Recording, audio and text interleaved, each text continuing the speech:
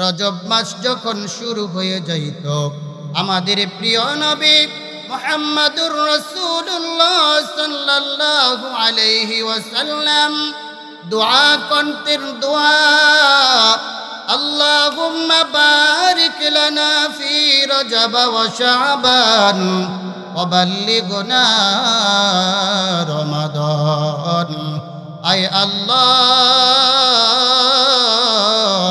রজব এবং শাবানে বরকত দাও এবং আমাদের হায়াতটা মাহে রমজান পর্যন্ত পৌঁছায়া দাও।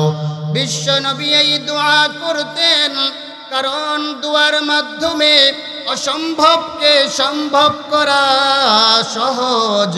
দোয়ার মাধ্যমে অসম্ভবকে সম্ভব করা যায়। বিশ্ব নবী মুহাম্মদুর রাসূলুল্লাহ মাহে রমজানের ফজিলত বুঝেছেন, মাহে রমজানের গুরুত্ব বুঝেছেন। এই জন্য 2 মাস আগে থেকেই দোয়া করতেন, আল্লাহুম্মা বারিক লানা ফি রজব ওয়া শাবান ওয়া বাল্লিগনা রমাদান। আচ্ছা ভাই বলেন তো, আমরা যে রমজান মাসের অপেক্ষা করছি, আর যে কেবলমাত্র মাহে রমজানের 2 মাস আছে, আমরা মাহে রমজান পর্যন্ত আমাদের হায়াতটা পৌঁছক, এটা আমরা চাই কি চাই না? জোরে বলেন, চাই কি না? আমার ভাইরা, এজন্য দোয়া করবেন আল্লাহর কাছে, কারণ দোয়ার মাধ্যমে অসম্ভবকে সম্ভব করা যায়। আমার ভাইরা, বন্ধুরা, খুব খেয়াল করেন, প্রিয় নবীজির একজন মহিলা সাহাবী, ওই সাহাবীর নাম হযরত জুনাইরা রাদিয়াল্লাহু তাআলা আনহা। নতুন কালিমা পড়ে মুসলমান হইছে। আবু জাহাল যখন এই সংবাদ পাইছে জুনাইরিয়া কালিমা পড়ে মুসলমান হয়ে গেছে, এবার আবু জাহেল জুনাইরার কাছে গিয়ে বলতেছে, রে জুনাইরা, শুনেছি তুমি নাকি কালিমা পড়ে মুসলমান হয়ে গেছো। জুনাইরা বলে, হ্যাঁ, আল্লাহর মোহাব্বত আমার দিলে ঢুকেছে, আমি কালিমা পড়ে মুসলমান হয়ে গেছি। আল্লাহু আকবার। জুনাইরা যখন এই কথা বলছে, আবু জাহেল তার সাঙ্গ পাঙ্গদেরকে নিয়ে জুনাইরাকে মারতে শুরু করে দিয়েছে। এমন মারা মারছে ভাই, হযরতে জুনাইরাকে মারতে মারতে আবু জাহাল নিজেই ক্লান্ত হয়ে গেছে। এক পর্যায়ে আবু জাহাল একটা কাঠ জাতীয় কিছু দিয়ে হযরতে জুনাইরার মাথার মধ্যে আঘাত করেছে। এবার হযরতে জুনাইরার চোখের দৃষ্টি চলে গেছে। এবার আবু জাহেল অট্ট হাসি দিয়ে বলে, জুনাইরা, আমাদের মূর্তিগুলোর ইবাদত ছেড়ে দিয়েছো, মূর্তি পূজা ছেড়ে দিয়েছো, এজন্য আমাদের মূর্তিগুলা তোমার দৃষ্টি কেড়ে নিয়েছে। আমার ভাইয়েরা বলেন তো, কোনো মূর্তি কোনো মানুষের ক্ষতি করার সমর্থ আছে নাকি? জোরে বলেন, আছে নাকি? কোনো মূর্তি কোনো মানুষকে উপকার করার ক্ষমতা নাই, ক্ষতি করার ক্ষমতা নাই। ওই জুনাইরার যে চোখের দৃষ্টি চলে গেছে, এবার আবু জাহাল অট্ট হাসি দিয়ে বলতেছে, মূর্তি পূজা ছেড়ে দিয়েছো, মূর্তিগুলা তোমার চোখের দৃষ্টি নিয়ে গেছে। এবার জুনাইরা আল্লাহর কাছে হাত তুলে বলে, আল্লাহ, আবু জাহেল আমাকে মেরেছে, আমি সহ্য করেছি আল্লাহ। আবু জাহেলের সঙ্গ পাঙ্গুরা আমাকে মেরেছে, আমি সহ্য করেছি আল্লাহ। কিন্তু আল্লাহ, আমি একথা বিশ্বাস করি, মূর্তিগুলো উপকার করার ক্ষমতাও রাখে না, ক্ষতি করার ক্ষমতাও রাখে না। আয় আল্লাহ আমি বিশ্বাস করি আল্লাহ তুমি চোখের দৃষ্টি দিয়েছো আবার তুমি নিয়ে গেছো। আয় আল্লাহ তোমার কাছে আবেদন, তোমার মোহাব্বতে ঘর ছেড়েছি, বাড়ি ছেড়েছি আল্লাহ। আল্লাহ তোমার কাছে আমি দোয়া করতেছি আমার এই অবস্থার উপরে বেঈমানদেরকে হাসতে দিও না আল্লাহ। তোমার কাছে আমি দোয়া করি আল্লাহ তুমি আমার চোখের দৃষ্টি ফিরাইয়া দাও। আমার ভাইয়েরা হযরত জুনাইরা দোয়া করতেছেন, দোয়া শেষ হওয়ার আগেই আল্লাহ তাআলা জুনাইরিয়ার চোখের দৃষ্টি ফিরাইয়া দিয়েছেন। আল্লাহু আকবার। ভাইয়েরা শুধু তাই নয়, একজন সাহাবী কাফেলার সাথে যুদ্ধ করার জন্য রওয়ানা। এবার চলতেছে চলতেছে চলতেছে চলতে চলতে রাস্তার মধ্যে গিয়ে ওই সাহাবীর যেই বাহন ছিল গাধা, ওই গাধা রাস্তার মধ্যেই মারা গেছে। কাফেলার অন্য লোকেরা বলতেছে ভাই চলো আমাদের সাথে চলো, আমরা তোমাকে আমাদের সাথে নিয়ে যাব। আবার এই সাহাবী বলতেছে না না আমি তোমাদের সাথে যাব না, তোমরা চলে যাও তোমরা চলে যাও। আমার ভাই কাফেলার লোকেরা সবাই চলে গেছে। এবার এই সাহাবী আল্লাহু আকবার বলে নামাজ দাঁড়াইয়া গেছে। নামাজ আদায় কইরা আল্লাহর কাছে বলতেছে আল্লাহ আমি তো যুদ্ধ করার জন্য কাফেলার সাথে এসেছি, আল্লাহ কালিমার পতাকাকে উড্ডীন করার জন্য বেঈমানদের সাথে রণাঙ্গনে যুদ্ধ হবে আল্লাহ তুমি আমার গাধাকে জীবিত করে দাও, আমি যুদ্ধের ময়দানে যাব। আমার ভাইয়েরা ওই সাহাবী দোয়া করে, দোয়া শেষ করে গাদার কানে ধরছে আয়েশা। গাদার কানে ধরার সাথে সাথে গাদা জীবিত হইয়া শরীর নাড়া দিয়া উইটা দাঁড়াইছে। আল্লাহু আকবার। এজন্য আমার ভাইয়েরা দোয়ার মাধ্যমে অসম্ভবকে সম্ভব করা যায়। এজন্য আমাদের হায়াতটা রমজান পর্যন্ত পৌঁছানোর জন্য আল্লাহর কাছে দোয়া করবেন, আল্লাহ আমাদের হায়াতকে তুমি রমজান পর্যন্ত পৌঁছাইয়া দাও। জোরে বলেন আমিন। আর জোরে বলেন না আমিন। আমার ভাইয়েরা বন্ধুরা বলতেছিলাম ইসলামের মূল ভিত্তি হলো পাঁচটি, তার মধ্যে অন্যতম একটি রুকন হলো নামাজ। কারণ নামাজ এমন এক ইবাদত, খুব খেয়াল করেন আল্লাহ তাআলা যত ইবাদত হুকুম আহকাম আমাদেরকে দিয়েছেন, সমস্ত ইবাদত সমস্ত হুকুম আহকাম আল্লাহ তাআলা জিব্রাইলের মাধ্যমে ওহী আকারে নবীজির নিকট প্রেরণ করেছেন। কিন্তু নামাজ এমন এক ইবাদত জিব্রাইলের মাধ্যমে ওহী করে নবীজির নিকট পাঠান নাই, বরং আল্লাহ তাআলা আমাদের নবী মুহাম্মদুর রাসূলুল্লাহ সাল্লাল্লাহু আলাইহি ওয়াসাল্লামকে আল্লাহ তাআলা আরশে আজিমে দাওয়াত দিয়ে নিয়ে গেছেন। সুবহানাল্লাহ। আমার ভাইয়েরা আরশে আজিমে আমাদের নবীজিকে দাওয়াত দিয়ে নিয়ে নামাজ হাদিয়া দিয়েছেন। নামাজ প্রাথমিক অবস্থায় তো 50 ওয়াক্ত নামাজ দিয়েছেন। কয় ওয়াক্ত? সবাই বলেন কয় ওয়াক্ত? 50 ওয়াক্ত নামাজ দিয়েছেন প্রাথমিক অবস্থায়। এবার নবীজি 50 ওয়াক্ত নামাজ নিয়ে চলে আসতেছেন। মুসা নবীর পরামর্শে 5 ওয়াক্ত করে কমাতে কমাতে আমার ভাই 45 ওয়াক্ত কমাইছে।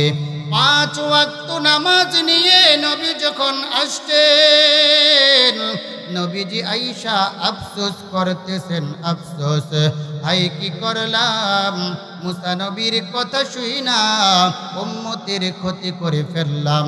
যদি 50 ওয়াক্ত নামাজ নিয়ে আসতাম, উম্মত 50 ওয়াক্ত নামাজ পড়া আখিরাতের জন্য বেশি করে প্রস্তুতি নিত। কি করলাম, মুসা নবীর পরামর্শ শুই না। আমার ভাইরা, নবীজি আফসোস করতেছেন, মনে ব্যথা নিতেছেন, কষ্ট পাইতেছেন। আমার ভাইরা, আল্লাহর বন্ধু মুহাম্মাদুর রাসূলুল্লাহ কষ্ট করবেন, মনে দুঃখ রাখবেন, এটা তো আল্লাহ সহ্য করবেন না, ঠিক কিনা? আল্লাহ তাআলা তো অন্তর্যামী, উনি তো নবীজির অবস্থা দেখতেছেন। এবার আল্লাহ তাআলা ওহী পাঠাইলেন, ওহী পাঠাইয়া বললেন, বন্ধু আমার, আপনি আফসোস কইরেন না, মনে ব্যথা রাখেন না, উম্মতকে জানাইয়া দেন, তারা যদি 5 ওয়াক্ত নামাজ সময় মতো গুরুত্ব সহকারে পড়ে, তাহলে আমি আল্লাহ তাদেরকে 50 ওয়াক্তের সওয়াব দিয়ে দিব। সুবহানাল্লাহ, জোরে বলেন না সুবহানাল্লাহ। 5 ওয়াক্ত পড়লে কয় ওয়াক্তের সওয়াব? 5 ওয়াক্ত পড়লে 50 ওয়াক্তের সওয়াব আল্লাহ দিয়ে দিবেন। আমার ভাইরা, বিশ্বনবী একবার এমন শীতের সময়ে আমার ভাই হুজরা শরীফ থেকে বাহিরে গেলেন। হযরতে আবু যর বর্ণনা করেন, নবী যখন বাহিরে গেলেন, বাহিরে গিয়ে দেখতেছেন একটা গাছ থেকে পাতাগুলো জোরে জোরে পড়তেছে। নবীজি আমাকে ডাকলেন, আবু যর। আবু যর বললেন, লাব্বাইক ইয়া রাসূলুল্লাহ, আমি হাজির আছি। বলে, দেখো আবু যর, এই গাছ থেকে কিভাবে পাতাগুলো ঝরে পড়তেছে।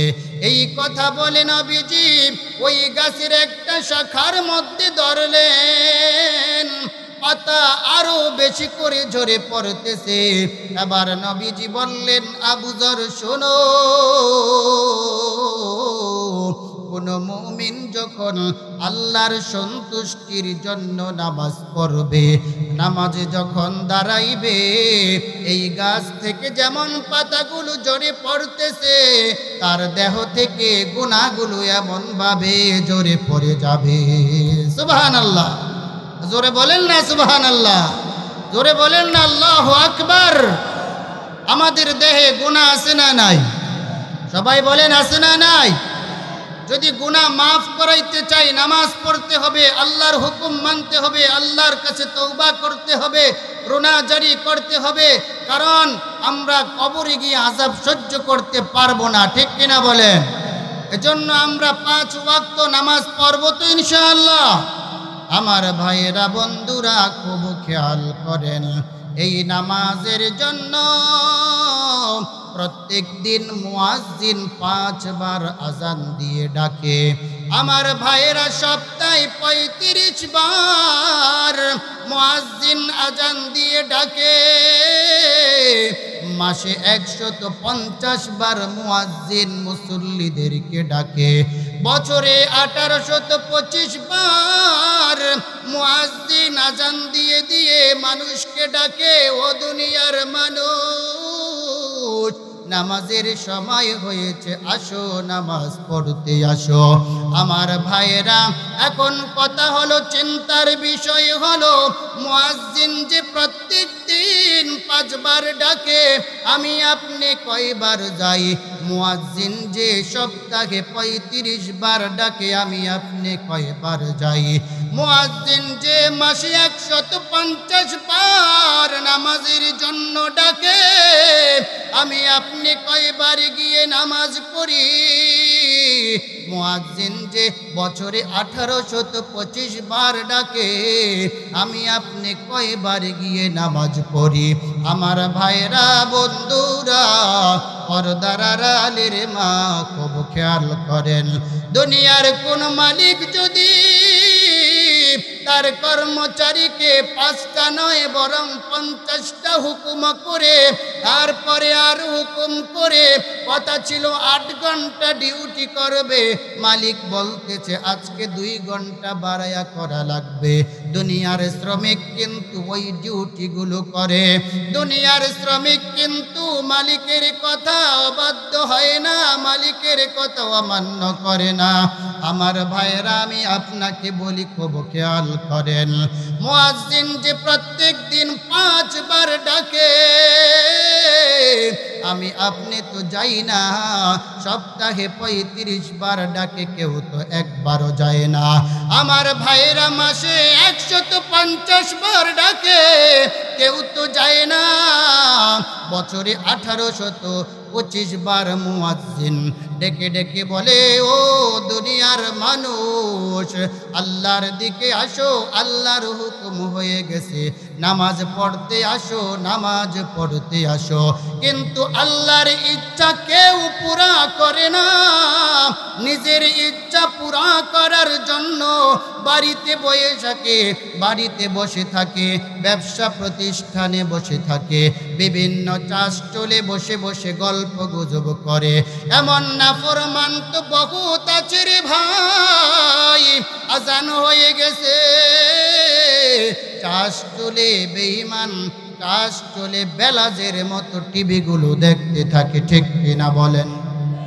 জোরে বলেন, ঠিক কিনা? আজান হতে থাকে, চাষ চল দোকানের মালিক টিভিটা বন্ধ করে না। বুড়া বুড়া সাদা দাড়িওয়ালা সারাদিন কাজ কইরা মাগরিবের পরে গিয়ে যে বসে রাত্রের 11টা 12টা বাজাইয়া দেয়। আরে আমার ভাই, খুব খেয়াল করেন, যারা গরু ছাগল হাল চাষ করেছেন, যারা গরু ছাগলকে ঘাস খাওয়ানোর জন্য মাঠে নিয়ে গেছেন, মালিক যদি জোরে একটা আওয়াজ করে ডাক দেয়, তাহলে গরু ছাগল ঘাস না খাইয়া মালিকের দিকে একটু তাকায়, মনে মনে ভাবে, গরু ভাবে মালিক মনে হয় কিছু বলতেছে। আসলে মালিকের কথা তো গরু বুঝে না, কিন্তু মালিক যে একটা আওয়াজ করেছে, এই আওয়াজটা গরুর কানে গেছে, এজন্য গরু একটু তাকাইয়া মালিক একটু দেখে। আরে আমার ভাই, দুনিয়াতে এমন কোন মালিক আছে নাকি বলেন, মালিকের কথা না শুনলে বেতন দিবে, খাবার দিবে? আছে নাকি? আরো আসতে কোন আছে? এমন কোন মালিক তো নাই, মালিকের কথা না শুনলে বেতন দিবে, খাবার দিবে। কিন্তু আসমানের মালিক আল্লাহ কত দয়াবান। আল্লাহ তাআলা ডাক দিয়ে বলেন, ইয়া আইয়ুহাল ইনসানু মা গররাকা বিরাব্বিকাল কারীম। ও মানুষ, কোন জিনিস আমি আল্লাহ থেকে তোমাদেরকে ফিরাইয়া রাখলো?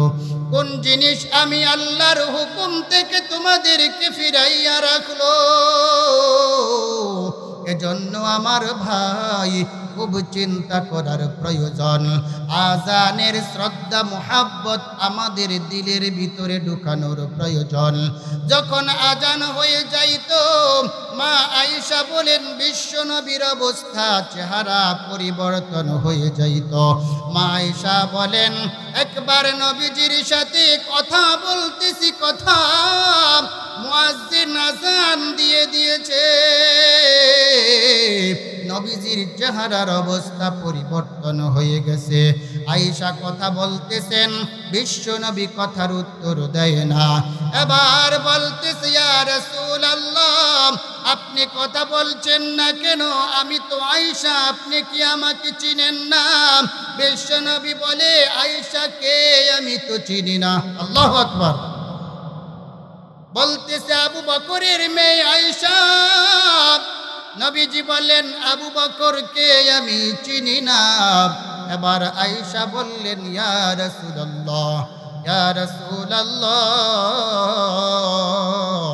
আমি আয়েশাকেও আপনি চিনলেন না, আমার বাবা আবু বকরকেও চিনলেন না।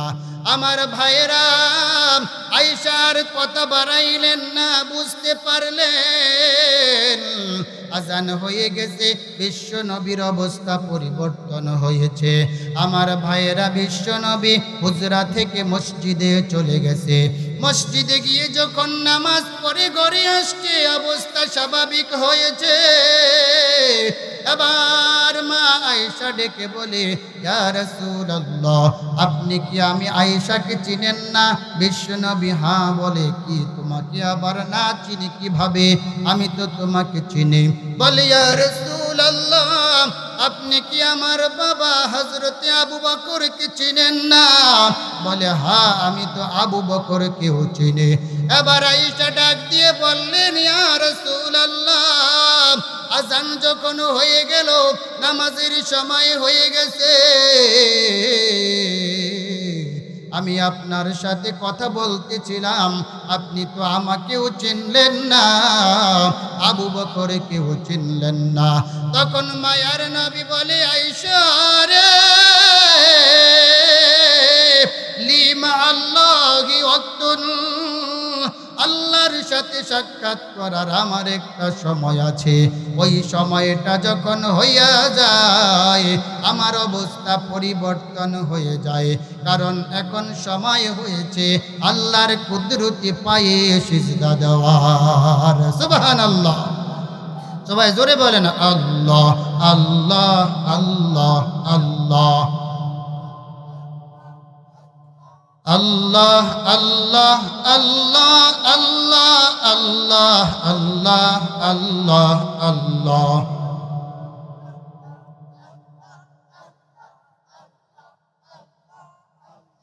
আল্লাহ আল্লাহ আল্লাহ আল্লাহ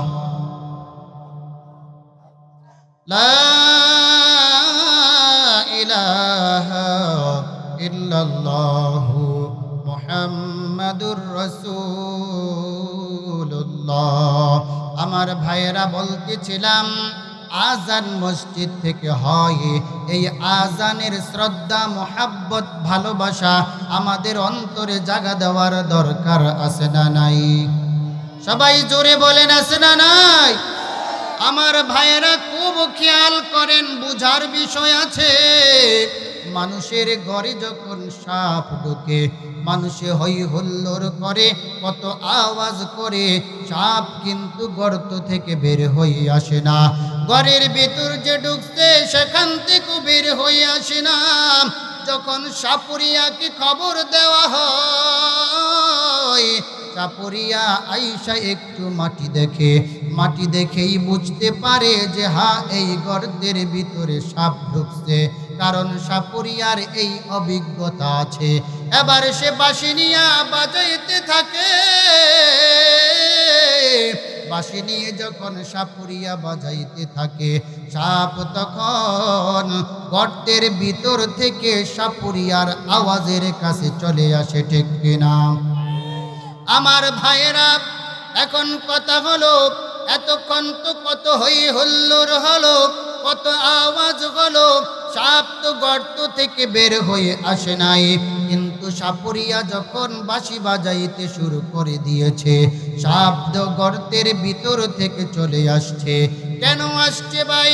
প্রাণীবিদ্যা নিয়ে যারা পড়াশোনা করেছেন তারা লিখেছেন, সাপুরিয়া যে বাঁশি বাজায়, সাপের ভিতরে যে বিষ আছে, বিষ, সাপুরিয়ার বাঁশির আওয়াজ সাপের বিষকে আকর্ষণ করে। যেই সাপের যত বিষ বেশি, সেই সাপ সাপুরিয়ার আওয়াজ শুই না, বাঁশির আওয়াজ শুই না, তত তাড়াতাড়ি গর্ত থেকে বের হয়ে আসে। আল্লাহু আকবার। যেই সাপের বিষ যত বেশি, সেই সাপ তত তাড়াতাড়ি গর্ত থেকে বের হয়ে সাপুরিয়ার আওয়াজের কাছে চলে আসেন। উলামা হযরতগণ লিখেছেন, যার ঈমান যত বেশি, কি বেশি? জোরে বলেন কি বেশি? যার ঈমান যত বেশি, মুয়াজ্জিনের কণ্ঠের আল্লাহু আকবার আল্লাহু আকবারের আযান তার ঈমানে তত ধাক্কা মারে বেশি। আল্লাহু আকবার। মুয়াজ্জিন যখন আযান দেয়, ওই সাপুরিয়ার আওয়াজ শুনে যেমন সাপ গর্তের ভিতর থাকতে পারে না, মুয়াজ্জিনের আযানের আওয়াজ শুনে একজন ঈমানদার তার কর্মস্থলে বসে থাকতে পারে না। ঠিক কিনা? আর জোরে বলেন ঠিক কিনা? আমার ভাইয়েরা, বন্ধুরা, খুব খেয়াল করেন, আপনি যদি কাউকে কোনো উপকারের জন্য আপনার ঘরে কাউকে ডাকেন, আপনি যদি উপকারের জন্য, ভালো পরামর্শ দেওয়ার জন্য কাউকে যদি আপনার ঘরে ডাকেন, সে যদি না আসে তাহলে আপনি কিন্তু রাগ করেন। আপনার আত্মমর্যাদায় লাগে, আমি লোকটাকে বললাম ভালোর জন্য, সে তো আসলো না। আপনার আত্মমর্যাদায় লাগে। আমার ভাইরা, মুয়াজ্জিন যে প্রত্যেক দিন 5 বার ডাকে, এই ডাক তো মুয়াজ্জিনের না, এই ডাকটা কার বলেন? সবাই জোরে বলেন কার ডাক? সবাই জোরে বলেন আল্লাহু আকবার। আরো জোরে বলেন আল্লাহু আকবার। মুয়াজ্জিন যে 5 বার ডাকে, এই ডাক তো মূলত মুয়াজ্জিনের ডাক না, এই ডাক মহান আল্লাহ রাব্বুল আলামিন মুয়াজ্জিনের মাধ্যমে আপনাদেরকে আমাকে স্মরণ করাইয়া দেওয়ার জন্য মুয়াজ্জিন দায়িত্ব পালন করে। ঠিক কিনা? তো বলতেছিলাম, আপনি কাউকে যদি আপনার ঘরে আসার জন্য বলেন, সে যদি না আসে আপনি কষ্ট পান, রাগ করেন। আল্লাহ যে প্রত্যেক দিন বলছেন 5 ওয়াক্ত নামাজ পড়ার জন্য, সপ্তাহে 35 বার নামাজ পড়ার জন্য, মাসে 125 বার নামাজ পড়া, 150 বার নামাজ পড়ার জন্য, বছরে 1825 বার নামাজ পড়ার জন্য আমরা কে কয়বার যাই? না গেলে আল্লাহ রাগ করবেন কিনা বলেন?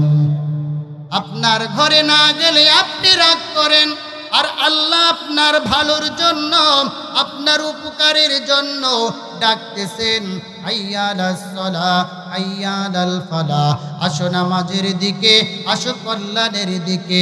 আমি আপনি যদি না যাই আল্লাহ রাগ করবেন কিনা বলেন?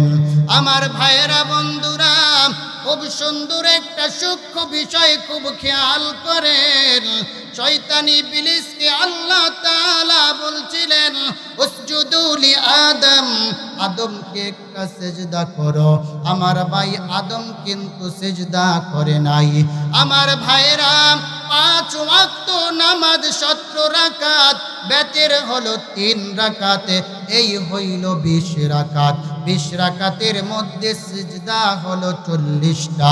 আমার ভাইয়েরা, আমি আপনাকে বুঝাইতে চাই, শয়তান ইবলিস যদি এক সিজদা না কইরা আল্লাহর দরবার থেকে বিতাড়িত হয়, প্রত্যেক দিন আমি আপনি 40 সিজদা মানতেছি না, তাহলে শয়তান যেমন আল্লাহর দরবার থেকে বিতাড়িত হয়েছে এক সিজদা না কইরা, আর আপনি 40 সিজদা প্রত্যেক দিন অস্বীকার কইরা আল্লাহর দয়ার আশা করেন, জান্নাতের আশা করেন, এটা বোকামি ছাড়া আর কিছুই না। ঠিক কিনা? আর জোরে বলেন ঠিক কিনা? এজন্য আমার ভাইরা, খুব খেয়াল করতে হবে, দুনিয়া যদি একটু নষ্ট হয়ে যায় মানুষ আফসোস করে, 10 টাকা যদি হারাইয়া যায় মানুষ কতবার শরীরটা নাড়া দিয়ে দেখে কই পড়লো, কোথায় গেল। এক সৃজনে যদি ব্যবসা কম হয় চিন্তা করে কেন কম হইল। শ্রমিকদেরকে বকতে থাকে, কাপড়ের সার্ভিস কেন ভালো দিলি না। কত কিছু হয়, সপ্তাহে কাপড় কেন কম উঠাইলি, কেন কম উঠলো। মালিক শ্রমিকদেরকে বকতে থাকে। বছরের শেষে যখন দেখে 2023 সালে আমার বহুত লাভ হয়েছে, 24 সালে আইসা আমার একটু কম হইল কেন, 24-এ তো আরো বেশি হওয়ার কথা। এমন চিন্তা টাকাওয়ালারা করে কি করে না বলেন? দুনিয়া নষ্ট হয়ে গেলে আফসোস, 10 টাকা হারাইয়া গেলে শরীরটাকে কত নাড়াচাড়া দেয়, খোঁজে বারবার দেখে। কিন্তু এক ওয়াক্ত নামাজ ছুঁইটা গেলে, 5 ওয়াক্ত নামাজ ছুঁইটা গেলে মুসলমান দাবিদার একটু আফসোসও করে না, ঠিক কিনা? আমার ভাইরা বন্ধুরা, একটা সময় তো এমন ছিল ফরজ নামাজ ছুটবে তো দূরের কথা, নফল ছুঁইটা গেলেও আফসোস করত। নফল ছুটে গেলে, আওয়াবিন এরশাদ ছুটে গেলে, আমার ভাইয়েরা তাহাজ্জুদ ছুটে গেলে আফসোস করত। আমার ভাইয়েরা বন্ধুরা, পর্দার আড়ালের মা কবু খেয়াল করেন গো মা, হযরত মুআবিয়া রাদিয়াল্লাহু তাআলা আনহার কথা কিতাবে আসছে। আমার মা খুব খেয়াল করে হযরত মুআবিয়া রাদিয়াল্লাহু তাআলা আনহু প্রত্যেক দিন তাহাজ্জুদের নামাজ পড়তেন। প্রত্যেক রাতে উইঠা উইঠা শেষ রাত্রিতে মালিকের কুদরতি পায়ে সেজদা দিয়ে কান্না করতেন, আল্লাহর কাছে মাফ চাইতেন, রুনাজারি করতেন। আমার ভাইরা, একদিন মুআবিয়ার চোখের মধ্যে এত ঘুম আসলো, এত ঘুম, তাহাজ্জুদের নামাজ পড়তে পারে নাই, তাহাজ্জুদের নামাজ ছুটে গেছে। হঠাৎ করে যখন নামাজটা ছুটে গেল, দিন যখন হয়েছে, ফজরের নামাজ পড়া হযরত মুআবিয়া রাদিয়াল্লাহু তাআলা আনহু এমন কান্না শুরু করে দিয়েছেন, রোনাজারি শুরু করে দিয়েছেন, আল্লাহর কাছে মাপ চেয়ে বলতেছেন, ও দয়ার মালিক, আমি তো আজকের শেষ রাত্রিতে তোমার কুদরতি পায়ে সিজদা দিতে পারি নাই, আল্লাহ তুমি আমাকে মাফ করে দাও আল্লাহ। এমন আফসোস করতেছে। আমার ভাইয়েরা, পরের রাত্রি যখন হয়েছে, উনি আশারের নামাজ পড়া ঘুমের ঘরে চলে গেছেন। শেষ রাত্রিতে একজনে আইসা মুআবিয়াকে ডাকে, ও মুআবিয়া উঠো উঠো, তাহাজ্জুদের সময় হয়েছে, তাহাজ্জুদ পড়ো। হযরতে মুআবিয়া রাদিয়াল্লাহু তাআলা আনহু ঘুম থেকে উইটা দেখে যেই লোকটা মুআবিয়াকে ডাকতেছে, ওই লোকটা তো পরিচিত না, অপরিচিত। হযরতে মুআবিয়া বলতেছে, তুমি যে আমাকে তাহাজ্জুদের জন্য ডাকতেছো, আমি তো তোমাকে চিনি না, তুমি কে? তুমি তো অপরিচিত লোক আমার কাছে, তোমার পরিচয় কি?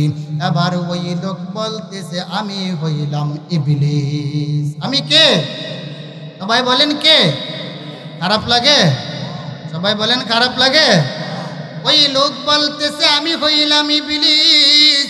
আবার হযরতে মুআবিয়া বলেন, আরে ইবলিসের কাজ তো মানুষকে নেক আমল দিয়ে বাধা প্রদান করা, নেক আমল থেকে মানুষকে দূরে সরাইয়া রাখা, আর তুমি আমাকে তাহাজ্জুদ পড়ার জন্য ডাকতেছো, ব্যাপার কি বলো?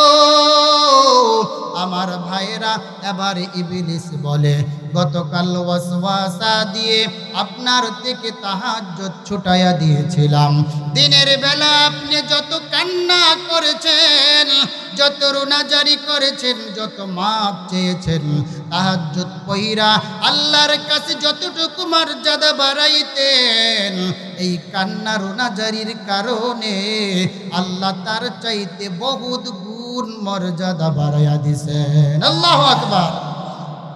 আবার ইবলিস বলতেছে, এজন্য আমি চিন্তা করলাম, তো লোক থেকে তাহাজ্জুদ ছুটাইয়া লাভ নাই, আপনার মতো লোক তাহাজ্জুদ পড়া আস্তে আস্তে করে উপরে উঠেন, এটাই আমার জন্য ভালো। আল্লাহু আকবার। আমার ভাইয়েরা বন্ধুরা, বলতেছিলাম মা বাবার কথা শুনলে সন্তান যদি মা বাবার কথা শুনে মা বাবা খুশি হয়ে যায়। শিক্ষকের কথা যদি ছাত্র শুনে তাহলে শিক্ষক খুশি হয়ে যায়। আল্লাহ তাআলা বলেন ওয়া আকিমুস সালাহ, আমি আল্লাহর হুকুম হলো তোমরা নামাজ পড়বে। দুনিয়ার গোলাম যদি নামাজ পড়ে আসমানের মালিক আল্লাহ খুশি হয়ে যান। সুবহানাল্লাহ। আমার ভাইয়েরা খুব খেয়াল করেন, একজন ন্যায়পরায়ণ বাদশা ছিলেন সুলতান মাহমুদ গজনবী। সুলতান মাহমুদ গজনবী একজন ন্যায়পরায়ণ বাদশা। ওই বাদশার একজন গোলাম ছিল যার নাম ছিল আয়াজ। আয়াজ সুলতান মাহমুদের কথা শুনত। সুলতান মাহমুদ যে কোনো হুকুম করত, আয়াজ খুব মুহাব্বতের সাথে ভালোবাসার সাথে সুলতান মাহমুদের কথাগুলো শুনত। আমার ভাইয়েরা বন্ধুরা, সুলতান মাহমুদ আয়াজকে এজন্য বেশি ভালোবাসত। আমার ভাইয়েরা, এমপি মন্ত্রীদের এই বিষয়টা সহ্য হলো না। এমপি মন্ত্রীরা বাদশার কাছে এসে বলতেছে, বাদশা মহোদয়, আমরা রাষ্ট্রের জন্য কাজ করি আর আপনি মোহাব্বত করেন আয়াজকে বেশি। আয়াজ তো একজন আলা ভোলা লোক, সরল সোজা লোক, সে তো আপনার কাজে প্যাঁচ লাগাইয়া দিবে। বাদশাহ মুচকি মুচকি হাসে, কিছুই বলে না। এভাবে যখন অনেক দিন পার হয়ে গেল, বাদশাহ একদিন পকেট থেকে একটা হীরার টুকরা বের করছে, একজন মন্ত্রীকে ডাক দিয়েছে। ডাক দিয়ে বলে, আসো নাও দেখো তো এটা কি। মন্ত্রী হাতে নিয়ে দেখে, এটা তো দামি একটা হীরার টুকরা। বলতেছে, বাদশাহ মহোদয়, এটা তো হীরার টুকরা। বাদশাহ বলে, আচ্ছা বলো তো দেখি এটার দাম কেমন হবে। এবার মন্ত্রী বলতেছে, এটার দাম তো বহুত হবে, বহুত হবে। এবার বাদশাহ বলতেছে, বহুত হোক তো হোক, আমি বাদশার হুকুম হলো এই হীরার টুকরাটা তুমি ভেঙে ফেলো। এবার মন্ত্রী বলতেছে, বাদশাহ বলেন কি, আমি এই হীরার টুকরাটা ভেঙে আমি রাষ্ট্রের এত বড় ক্ষতি করতে পারবো না। আমার ভাইয়েরা, ওই মন্ত্রী ভাঙতে রাজি হয় নাই, মন্ত্রীকে বিদায় করেছে। আবার আরেকজনকে ডাক দিছে, আবার তাকেও বলছে, এটা কি বলো। ওই মন্ত্রীও বলতেছে, এটা তো হীরার টুকরা। বাদশাহ বলে, এটার দাম কেমন বলো। এবার মন্ত্রী বলে, বাদশাহ মহোদয়, এই হীরার টুকরার দাম তো অনেক হবে, অনেক। বাদশাহ বললেন, তাহলে তুমি এটাকে ভেঙে ফেলো। এই মন্ত্রীও বলতেছে, না, এটাকে আমি ভাঙতে পারবো না। আমার ভাইরা এক এক দুই করে এভাবে 60 জন এমপি মন্ত্রীকে ডেকে ডেকে হীরার টুকরাটা দেখাইছে আর বলছে, এটা কি চিনুনি, এটার দাম কত বলো। এবার সব এমপি মন্ত্রীরা বলছে, বাদশাহ মহোদয়, এটা একটা দামি হীরার টুকরা, এটাকে আমরা ভাঙতে পারবো না। আমার ভাইয়েরা বন্ধুরা, সমস্ত এমপি মন্ত্রীরা যে আয়াজের বিরুদ্ধে গিয়ে নালিশ করেছে, এবার বাদশাহ মুচকি মুচকি হাসে আর ওই সরল সোজা আয়াজকে ডাক দিয়ে বলে, রে আয়াজ এখানে আসো। আয়াজ যখন আসছে, আসার পর বলতেছে, রে আয়াজ, এটা কি বলো, তুমি চিনুনি? আয়াজ বলে, হ্যাঁ বাদশাহ, এটা তো আমি চিনি, এটা একটা হীরার টুকরা। এবার বাদশাহ বলতেছে, এটার দাম কেমন হবে বলো। এবার আয়াজ বলে, বাদশাহ মহোদয়, সমস্ত এমপি মন্ত্রীরা যা দাম নির্ধারণ করেছে, সমস্ত দামকে একত্র করলে যা হবে তার চাইতেও বেশি দাম আমার কাছে এই হীরার টুকরা মনে হয়। সুবহানাল্লাহ। আর আস্তে কোন সুবহানাল্লাহ। এই হীরার টুকরার দাম এত বেশি, এবার বাদশা বলতেছে এই আয়াত দাম হোক তো হোক, সমস্যা নাই, আমি বাদশার হুকুম হলো তুমি এই হীরার টুকরাটা ভেঙে ফেলো। আমার ভাইয়েরা বন্ধুরা খুব খেয়াল করেন, বাদশা যখন আয়াজকে হুকুম করেছে, আয়াজ সাথে সাথে হীরার টুকরাটা ভেঙে ফেলছে। আল্লাহু আকবার। এবার সমস্ত এমপি মন্ত্রীরা হইচই করতেছে, বাদশাহ আপনাকে তো আগেই বলছিলাম আয়াজ একজন সরল সোজা মানুষ, আপনার কাজে পেছ লাগাইয়া দিবে, দেখছেন নি কাজটা করলো কি? আমরা এমপি মন্ত্রীরা ভাঙতে রাজি হই নাই, আর সে একজন সরল সোজা আপনার গোলাম, সে তো হীরার টুকরাটা ভেঙে ফেলল। বাদশাহ আপনার কাছে দাবি, রাষ্ট্রের এত বড় ক্ষতি করলো, তার বিচার করেন, বিচার করেন। হইচই করা শুরু করে দিয়েছে আমার ভাইয়েরা বন্ধুরা। এবার আয়াজ বলতেছে এমপি মন্ত্রীরা এত নাচানাচি কইরেন না, বিচার কি আমার হবে না আপনাদের হবে, খুব খেয়াল করেন। এবার বাদশা বলতেছে আরে তোমরা হইচই করিও না, থামো, আমি আয়াজকে আগে জিজ্ঞেস করি নেই সেই কেন ভেঙে ফেললো। এবার বাদশা আয়াজকে ডেকে বলে আরে আয়াজ, এতগুলো এমপি মন্ত্রী হীরার টুকরাটা ভাঙতে রাজি হয় নাই, তুমি কেন ভেঙে ফেললা? আয়াজ বলো। আমার ভাইয়েরা সমস্ত এমপি মন্ত্রীরা হা করে তাকাইয়া রইছে, আয়াজ কি উত্তর দেয় তা শোনার জন্য। আমার ভাইয়েরা বন্ধুরা, আয়াজ বাদশাকে বলে বাদশা মহোদয়, আপনি যখন আমাকে বলছেন এই হীরার টুকরা ভাঙার জন্য, আমার মাথায় একটা চিন্তা ঢুকছে, হীরার টুকরা তো অনেক দামি ঠিক আছে, কিন্তু বাদশা আমি চিন্তা করে দেখলাম এই হীরার টুকরার চাইতে আপনি বাদশার হুকুম আরো 1000 গুণ দামি বেশি, ঠিক কিনা? এজন্য আমার ভাইয়েরা, আয়াজ বলে বাদশা মহোদয় হীরা তো কোনো ব্যাপার না, আপনি বাদশার হুকুম আমার কাছে অনেক দামি, এজন্য আমি ভেঙে ফেলছি। বাদশার মন খুশি হয়ে গেছে। আমার ভাইয়েরা বন্ধুরা,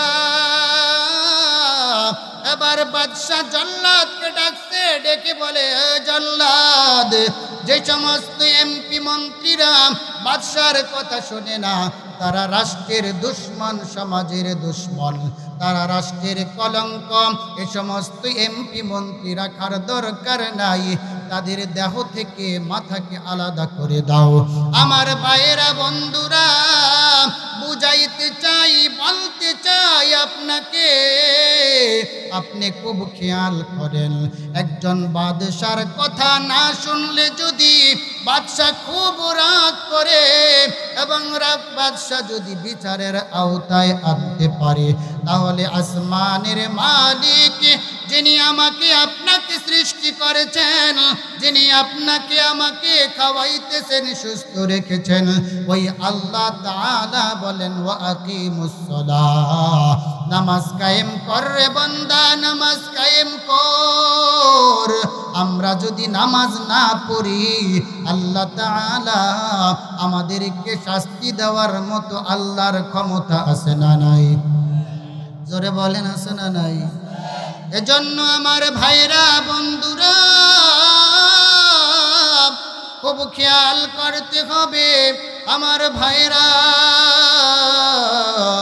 বেনামাজির কবরে আল্লাহ তাআলা এমন বিশাল বড় এক সাপ দিবেন, যেই সাপ আমার ভাই, যেই সাপের চক্ষুগুলো হবে আগুনের মতো, নখরগুলো হবে লোহার মতো, ওই সাপ তর্জন গর্জনের সাথে হুঙ্কার দিয়ে বেনামাজির কাছে এসে বলবে আল্লাহ তাআলা আমাকে হুকুম করেছেন ফজরের নামাজ ছেড়ে দেওয়ার জন্য জোহর পর্যন্ত, জোহর ছেড়ে দেওয়ার জন্য আসর পর্যন্ত, আসর ছেড়ে দেওয়ার কারণে মাগরিব পর্যন্ত, মাগরিব ছেড়ে দেওয়ার কারণে এশা পর্যন্ত, এশা ছেড়ে দেওয়ার কারণে ফজর পর্যন্ত, এই বেনামাজিকে আঘাত করার জন্য, কামড় দেওয়ার জন্য।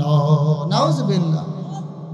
আমার ভাইরা, এবার ওই সাপ তর্জন গর্জনের সাথে হুঙ্কার দিয়ে বেনামাজিকে আঘাত করবে। আমার ভাইরা, ও পর্দারানির মা, বেনামাজিকে যখন সাপ একবার দংশন করবে, বেনামাজি 70 হাত মাটির নিচে চলে যাবে। আমার ভাইরা বন্ধুরা, সাপ আবার উঠবে, ওই 70 হাত নিচ থেকে ওই বেনামাজি আবার উঠবে, সাপ এভাবে আবার আঘাত করতে থাকবে। আমার ভাইরা, এভাবে কিয়ামত পর্যন্ত সাপ তাকে আঘাত করতেই থাকবে। আমার ভাইরা বন্ধুরা, আপনারা কি মনে করেন আমার তো অবস্থা এমন, সাপ দেখলেই আমার শরীরে কম্পন সৃষ্টি হয়ে যায়। একটা সাপ আমাকে কামড় দিতে হবে না, আমি যদি দেখি যে সাপটা আসছে আমাকে আঘাত করার জন্য, সাপটা আসছে আমাকে আঘাত করার জন্য, এই অবস্থা দেখেই হয়তো আমার মৃত্যু হয়ে যাবে ভাই। কারণ সাপকে আমি এত ভয় করি, এত ভয়। এজন্য আমার ভাইয়েরা, আমি আপনাদেরকে জিজ্ঞেস করি, সাপ দেখলে ভয় হয় কি হয় না? আরো জোরে বলেন, হয় কি না? তো যারা নাকি সাপ দেখলে ভয় করে, তারা যদি আবার সেই সাপকে নিয়ে খেলা করে, তাহলে ভয় করা তো হইল না। তো আল্লাহকে যদি ভয় করেন, সাপকে যদি ভয় করেন, কবরের আযাবকে যদি ভয় করেন ভাই, তাহলে নামাজ ছাড়া যাবে না। নামাজ যেন ছুটে না যায়, সেদিকে আমাদেরকে খুব খেয়াল করতে হবে। আমরা 5 ওয়াক্ত নামাজ পড়তে রাজি আছি কিনা বলেন? আমার ভাইরা, আমলের তরতিব ঠিক রাখবেন। ফজরের নামাজ পড়ছেন তো জোহরের জন্য অপেক্ষা করেন কখন মুয়াজ্জিন আযান দেয়। জোহর পড়েছেন তো আসরের জন্য অপেক্ষা করেন কখন মুয়াজ্জিন আযান দেয়। আসর পড়েছেন তো মাগরিবের জন্য অপেক্ষা করেন কখন মুয়াজ্জিন আযান দিয়ে দেয়। মাগরিব পড়েছেন তো এশারের জন্য অপেক্ষা করেন কখন মুয়াজ্জিন আযান দিয়ে দেয়।